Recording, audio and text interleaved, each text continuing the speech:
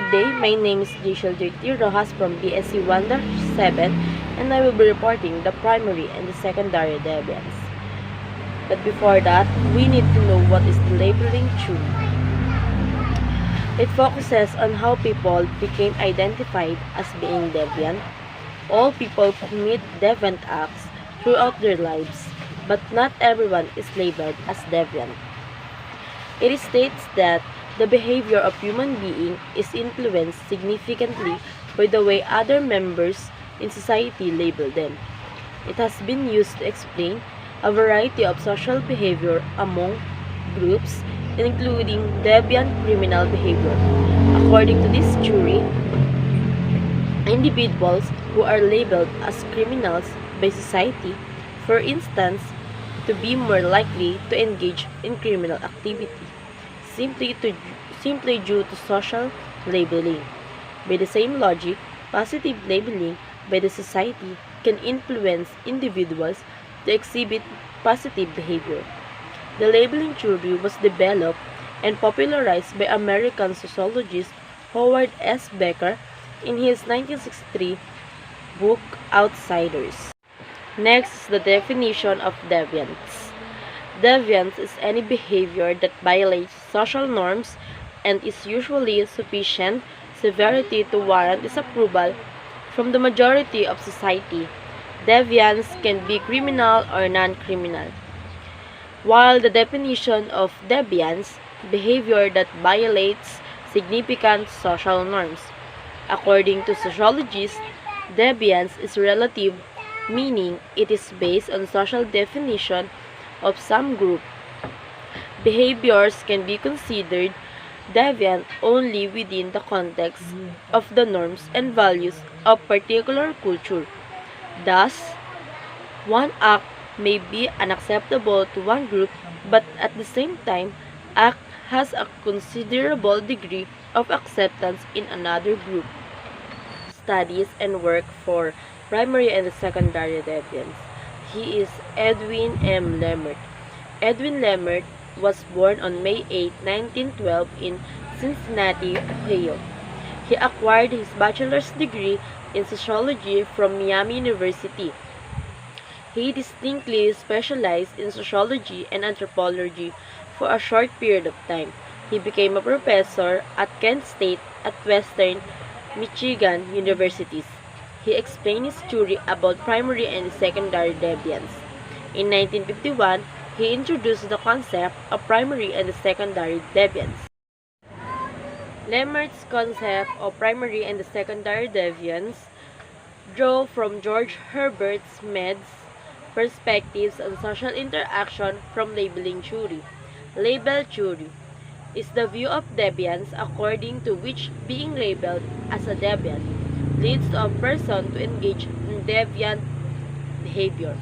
Social interactions is a dynamic sequence of social actions between individuals or groups who modify their action and reaction due to actions by their interactions. He explains that primary deviance is behavior in which the participant does not react negatively to perceived misbehavior, while secondary deviance occurs after a person's negative reaction to being labeled a deviant by society. He explains that primary deviance is a behavior in which the participant does not react negatively to perceived misbehavior, while secondary deviance occurs after a person's negative reaction to being labeled a deviant by society. It means that primary deviance is when person doesn't react to that label, while the secondary deviance, it is the how people react when they labeled by society. Furthermore, society, peers, group, family may be affected to this deviance. Now, let's tackle about the primary and the secondary deviance. First is, what is primary deviance? Primary deviance is the act that has not been publicly labeled as deviant. It refers to a person's behavior which does not violate or does not conform per prescribed norm of conduct but it's tolerated or concealed by others. Primary deviance is basically refers to the initial act of deviance. In other words, this is the stage of deviant behavior. At this stage, the deviance goes relatively unnoticed, and there is little social reaction or mild corrective action. Here is the example situation. Jake's a little boy who goes to the store with his mother. He sees a candy bar. He likes and takes it without paying for it or informing his mother. When the mother sees him with the candy bar, she realizes that he has stolen it from the store and takes corrective action. For instance, she may take him back to the store and make him confess, or she may punish him appropriately. Jake doesn't steal again. This above is an example of primary deviance. We call it primary deviance because it was Jake's first act of deviance. In addition, he doesn't repeat this behavior, so it is a little consequent. Next, we have secondary deviance. So what is secondary deviance? Secondary deviance refers to a deviant behavior that is result of being publicly labeled as deviant and treated as an outsider.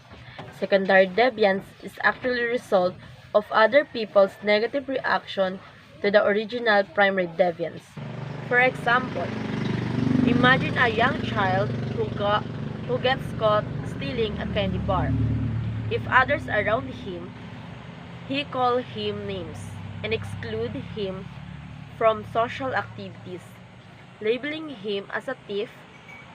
The child would eventually consider himself a thief and act accordingly. If corrective measures deviance itself, and if there were no labeling and isolating, the child's initial act of stealing would only be primary deviance. So the differences between primary and the secondary deviance. Primary deviance is insignificant deviant acts that have been publicly labeled, while the secondary deviance is the result of societal reaction of labeling, and secondary deviance lead many people to be shunned and excluded from society. Also, primary deviance, the person commits deviant act without knowing that he or she is going against the norm system, while the secondary deviance, in secondary deviance, the person is already labeled as deviant, but still, he or she continues to engage that particular act. And for the conclusion, the sociologist Edwin Lemert introduced the concept of primary and secondary deviance. Primary deviance refers to the violation of norm that does not result in the violators being stigmatized as deviant, but secondary deviance refers to a deviant behavior that results from stigmatized sense of self that aligns with society concept of a deviant. Thus, this is the main difference between the primary and the secondary. Edwin M. Lemert distinguishes between primary and the secondary deviance. An individual first commits primary deviance. Through a process of labeling, the individual is forced to play a role of deviant. As a reaction to his role assignment, you are a criminal. The labeled person adapts his behavior according to the role assigned to him, which is, you are a criminal. Then she or he will accept that he or she is a criminal. This behavior reaction is called secondary deviance.